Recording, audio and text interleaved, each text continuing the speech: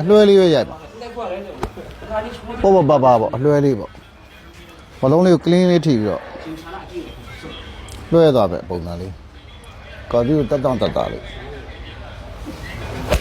ကော်ဒီကိုတက်တောင့်တက်တာလေးဒါလေးကရိုက်သွားဒါပေမဲ့အဲ့လိုနေရာကြီးကြတော့ guide ကယော့နိုင်တယ်အဲ့ဒါလေးကြတော့ guide ကယော့တာကိုကိုကတိဖို့လိုတယ်ဒါလေးကြတော့ hit down ပေါ့ဒါတော့ဟို flat wood ကိုရိုက်တဲ့ပုံစံမျိုးပေါ့လိုက်ပြီဒါတော့ flat wood ကလမ်းပြီးတော့ဖန်းကနေလမ်းထည့်တာပေါ့ဒါကြတော့ guide ပူတာပေါ့ဒါပေမဲ့အဲ့နှစ်ခုကိုတွဲနိုင်တော့အကောင်းဆုံးပေါ့ပြေးလဲပြေးမယ်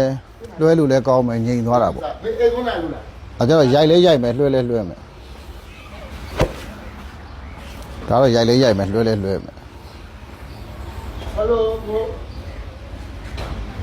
ဘောကလည်းခေါ်ရတာ